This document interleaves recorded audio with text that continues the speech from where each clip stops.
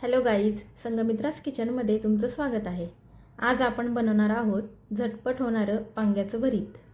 त्यासाठी लागणारे साहित्य: एक मोठं वांगं घेतलंय, एक बारीक चिरलेला कांदा, 7-8 कढीपत्त्याची पाने, एक बारीक चिरलेला टोमॅटो, 7-8 लसूणच्या पाकळ्या, 3 चमचे तेल घेतलेलं आहे, अर्धा टीस्पून धना पावडर, चवीनुसार मीठ, 1 चमचा लाल तिखट, 1 चमचा गोडा मसाला, 1 चमचा हळद आणि जिरी मोहरी।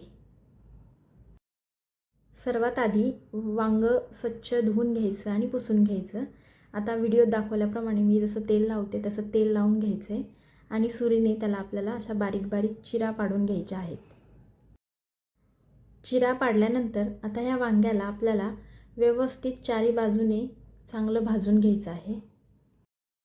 वांग चांगलं भाजल्यानंतर आता याचं आपलं थंड झालं की असं त्याचं साल आपल्याला काढून घ्यायचं आहे।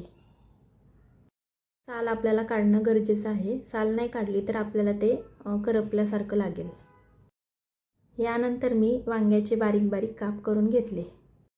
आता मी गॅसवर कढई तापायला ठेवली आहे। कढई छान तापली की त्यामध्ये 2 चमचे तेल घालते आणि लसूण बारीक करून घेते। आता तेल आपलं छान तापलेलं आहे। यामध्ये मी जिरी मोहरी घालते आहे। जिरी मोहरी छान तडतडली की यामध्ये आता मी बारीक केलेलं लसूण घालते। लसूण आपल्याला थोडासा लाल होईपर्यंत परतायचा आहे। आता यामध्ये मी 7-8 कढीपत्त्याची पाने घालते। कढीपत्ता घातल्याने वास छान येतो। आणि आता यामध्ये मी एक बारीक चिरलेला कांदा घालते। कांदाही आपल्याला बारीक गॅसवरच गुलाबी रंग येईपर्यंत छान परतून घ्यायचा आहे। आता यामध्ये मी बारीक चिरलेला टोमॅटो घालते। 5 मिनिटांसाठी आपल्याला झाकण ठेवून कांदा टोमॅटो वाफळून घ्यायचा आहे।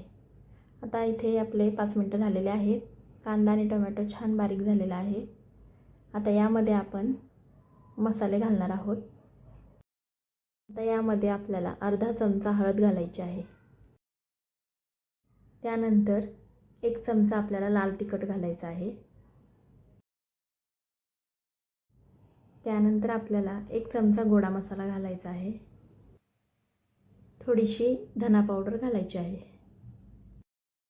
आता हा आपल्याला सगळा मसाला बारीक गॅसवर 5 मिनिटे तेल सुटेपर्यंत छान परतून घ्यायचा आहे।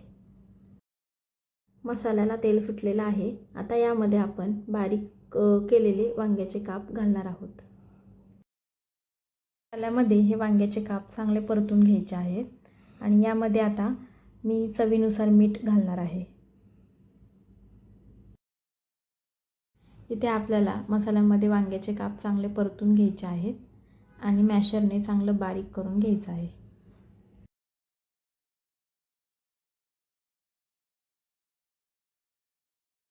यानंतर आपल्याला भरीत झाकण ठेवून 5 मिनिटं वाफवून द्यायचं आहे।